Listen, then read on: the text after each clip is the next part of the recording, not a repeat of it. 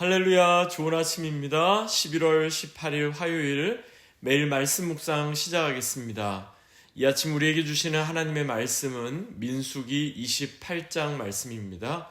민수기 28장 16절부터 25절까지의 말씀을 제가 봉독하겠습니다. 하나님의 말씀입니다. 첫째 달 14째 날은 여호와를 위하여 지킬 유월절이며 또 그 달 15째 날부터는 명절이니 이래 동안 무교병을 먹을 것이며 그 첫날에는 성회로 모일 것이요 아무 일도 하지 말 것이며 수송아지 2마리와 순양 1마리와 1년 된 순양 7마리를 다 흠 없는 것으로 여호와께 화제를 드려 번제가 되게 할 것이며 그 소재로는 고운 가루에 기름을 섞어서 쓰되 수송아지 1마리에는 10분의 3이요 순양 1마리에는 10분의 2를 드리고 어린 양 7에는 어린 양 1마리마다 10분의 1을 드릴 것이며 또 너희를 속죄하기 위하여 순염소 1마리로 속죄제를 드리되 아침의 번제 곧 상번제 외에 그것들을 드릴 것이니라. 너희는 이 순서대로 이래 동안 매일 여호와께 향기로운 화제의 음식을 드리되 상번제와 그 전제 외에 드릴 것이며 7째 날에는 성회로 모일 것이요 아무 일도 하지 말 것이니라. 아멘. 이는 우리에게 주시는 하나님의 말씀입니다. 주님 감사합니다. 본문을 중심으로 여호와를 위하여 지킬 유월절이며 여호와를 위하여 지킬 유월절이며 라는 제목으로 함께 말씀을 나누겠습니다. 구약시대 유대인들에게 있어서 여러 절기가 있는데 그 중에 가장 중요한 절기를 손꼽으라고 한다면 가장 먼저 유월절, 그리고 그 다음에 칠칠절, 그리고 세 번째는 초막절, 이 세 가지의 절기를 손꼽을 수 있겠습니다. 물론 다른 절기들도 다 중요하지만 이 세 가지의 절기만큼은 각 지역에 흩어져 살던 디아스포라 유대인들도 이 세 개의 절기 때는 반드시 예루살렘 성전에 올라오도록 되어 있습니다. 특별히 유대인 남성들은 이 세 절기에 여호와 하나님께 예루살렘 성전에 나와 절기의 제사를 드려야만 했습니다. 그만큼 이 세 절기가 그들의 신앙과 삶에 차지하는 비중이 컸던 겁니다. 특별히 오늘 본문인 민수기 28장 16절부터 25절까지 말씀에는요, 가장 먼저 유월절에 관한 그 절기의 규정을 말씀하고 있습니다. 유월절은 한마디로 말해서 구원의 절기, 우리가 그렇게 생각할 수 있습니다. 이스라엘 백성들이 애굽에서 종살이 하던 때에 하나님께서 크신 팔로 그들을 애굽의 종살이로부터 구원하시죠. 유월, 영어로 패스오버, 히브리 말로 패삭이라는 말은요, 말 그대로 넘어갔다 하는 뜻입니다. 죽음을 넘어간 것입니다. 어떤 억압과 또 여러 가지 어려움에서 하나님께서 그들을 넘어가게 하신 것입니다. 그래서 오늘 본문 16절부터 18절까지 말씀을 보니까 이렇게 말씀합니다. 첫째 달 14째 날은 여호와를 위하여 지킬 유월절이며 또 그 달 15째 날부터는 명절이니 이래 동안 무교병을 먹을 것이며 그 첫날에는 성회로 모일 것이요 아무 일도 하지 말 것이며. 전 세계 모든 민족들마다 나름 지키는 어떤 명절들이 있죠. 우리 나라 사람들, 한국인들도요. 1919년 일본 제국주의에 대항하여 대한독립 만세를 외쳤던 날을 기념하여 3월 1일을 3.1절로 지키죠. 그리고 다시금 자주 주권을 되찾은 날을 기념하여 8월 15일을 광복절로 지킵니다. 구약 절기가 자세하게 기록된 레위기 23장의 내용을 보면요, 구약 성경에서 중요하게 여겼던 7가지의 절기를 이렇게 이야기하고 있습니다.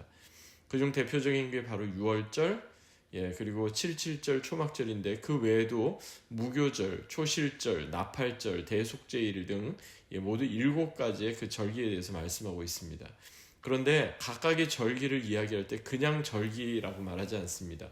그냥 피스트 또는 할리데이라고 이야기하지 않고 그 앞에 따라 붙는 형용사가 있는데 그것은 바로 여호와의 절기라는 말입니다.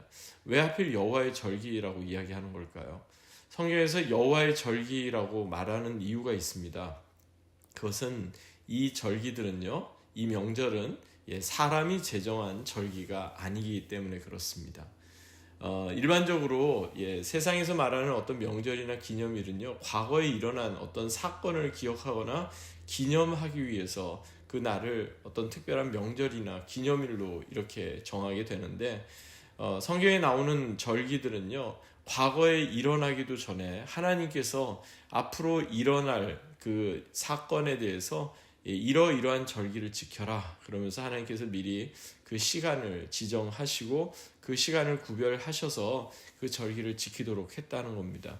그리고 정확하게 그 시간에 맞추어서 하나님께서는 놀라운 구원의 역사를 이루어 주셨던 것을 우리는 성경을 통해 잘 알게 됩니다. 특별히 구약성경에서 절기라고 말하면요, 히브리 말로는 두 개의 단어가 사용됩니다. 첫 번째 단어는 모에드라는 단어인데요, 이것은 특별히 구별된 시간, 특별히 정해진 시간, 영어로 appointed time을 뜻합니다. 그리고 두 번째는요, 하그라는 히브리어 단어가 사용되는데, 이 하그라는 말 가운데는 동사로 보면 춤을 추다 또는 함께 손을 잡고 빙빙 돌다 이런 뜻이 있습니다. 마치 옛날에 우리 선조들이 강강수월래를 부르면서 함께 손을 잡고 이렇게 커다란 원을 그리면서 이렇게 돌면서 춤을 췄던 것을 생각하면 비슷하게 우리가 이해하는 데 도움이 될 거라고 생각이 됩니다. 그러니까 성경에서 말씀하는 여호와의 절기는요, 어떤 걸까요? 한마디로 하나님께서 구별된 시간, 특별히 정해진 시간에 하나님의 놀라운 역사를 하셨다는 그런 뜻이 되고요. 또한 그 성경에서 정해진 그 절기는 또한 함께 손을 잡고 순환하고 돌면서 춤을 추는 것처럼 기쁨과 감사의 내용이 담겨 있다. 우리가 그렇게 생각해 볼 수도 있겠습니다. 특별히 예수님께서도요, 이런 어떤 때에 관한 이야기를 많이 하셨죠. 그래서 하나님의 특별한 목적과 계획이 우연히 이루어진 것이 아니라 다 하나님께서 정하신 그때, 즉 모에드, 정해진 appointed time에 예수님께서도 그 모든 일이 이루어지고 있음을 예수님도 종종 이렇게 언급하셨는데요. 예를 들면 요한복음의 말씀을 보면 요한복음 2장에서 예수님께서 내 때가 아직 이르지 않았습니다, 그렇게 말씀하시는 경우가 있습니다. 예수님의 모친 마리아가 그 가나 혼인잔치에서 이제 포도주가 떨어졌다 그 이야기를 이제 하니까 나의 때가 my appointed time이 아직 이르지 않았습니다라고 대답을 한 거죠. 그리고 요한복음 7장 8절에도 내 때가 아직 차지 못하였다 또 이렇게 말씀한 경우도 바로 이러한 의미를 담고 있다 이렇게 볼 수 있겠습니다. 또 한 가지 성경에 나오는 절기는요, 이스라엘 백성을 통해서 드러내신 하나님의 놀라운 계획이 그대로 담겨 있다. 우리가 그렇게 생각해 볼 수가 있겠습니다. 그래서 그 놀라운 계획이 특별히 6월절 가운데 그 놀라운 계획이 무엇인가, 그 놀라운 계획을 다시 한번 우리가 상기시키고 기억하기 위해서 오늘 본문 18절부터 25절까지 말씀을 보면 매우 구체적으로 6월절을 어떻게 지키라 이렇게 말씀하고 있습니다. 굉장히 복잡하게 어떠한 제물로 하나님 앞에 제사를 하여야 하는지 자세히 이렇게 말씀하고 있는데요. 특별히 가장 먼저 나오는 거 보니까 성회로 모이라, 즉 거룩한 예배로, 거룩한 모임으로 모이라 하는 거고요. 두 번째는 아무 일도 하지 말라, 먼저 그렇게 명하고 계시다는 사실입니다. 뭐냐면은 여호와의 절기인 6월절은요, 우리의 일, 즉 노동을 위한 모임이 아니다 하는 겁니다. 하나님을 위한 절기요, 또 하나님께 올려드리는 기쁨과 감사의 예배가 되어야 함을 우리에게 일러주는 그런 내용이라고 볼 수 있겠습니다. 이렇게 함께 모이는 것을 히브리어로는요, 거룩한 모임, 홀리 컨보케이션이라는 뜻의 미크라 코데시라고 부르기도 했습니다. 그리고 이렇게 거룩한 모임, 거룩한 성회로 모인 하나님의 백성들은요, 그곳에서 모여서 그저 자신들이 원하는 것을 한 게 아니라 하나님께 예배를 드립니다. 구약시대에 제사를 드립니다. 그 제사의 내용도 아주 다양합니다. 제사의 방법에 따라서 번제, 소제, 속죄제, 전제로 이렇게 다양한 방법으로 하나님께 제사를 올려드리게 되었던 것을 보는데요. 한마디로 하나님께 우리가 가지고 있는 모든 것을 다하여서 기쁨과 감사로 하나님을 예배한다는 그런 의미가 담겨 있다고 보겠습니다.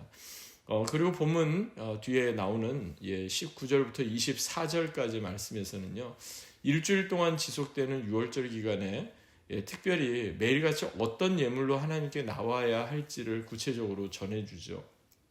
저는 이렇게 많은 제물, 이렇게 많은 또 복잡한 제사의 방법들이 이렇게 성경에서 나오는 때마다 다시 한번 나의 그 하나님 앞에 나아갈 때 드리는 예배자의 자세는 어떠한가를 또한 생각하게 됩니다. 여러분, 하나님 앞에 나아가 예배한다는 것은요, 준비 없이 나가는 게 아닙니다. 구약시대처럼 우리가 그렇게 복잡한 방법으로 제사를 드리진 않지만 하나님 앞에서 나아가 예배 드리는 것은요, 정말 희생이 있어야 하고요, 준비가 있어야 함을 우리는 늘 기억해야 하겠습니다.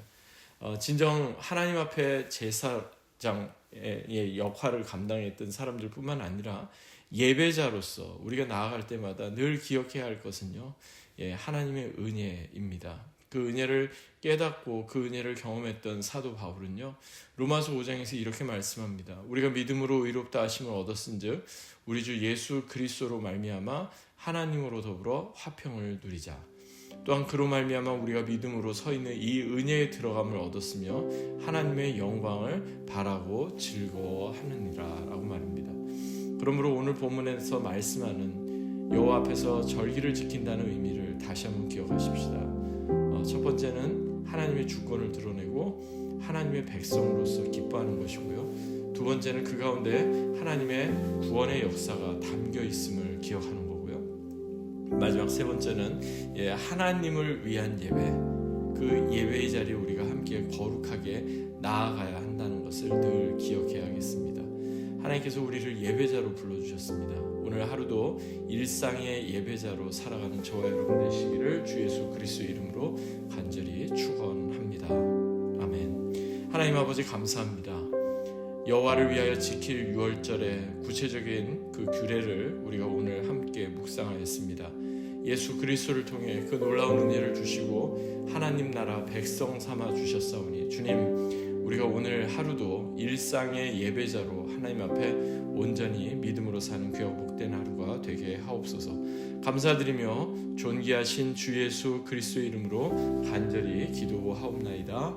아멘. 오늘도 우리 일상 가운데 하나님을 기뻐하며 일상 예배자로 귀하게 살아가시는 복된 하루 되시기 바랍니다. 주님의 이름으로 축복합니다.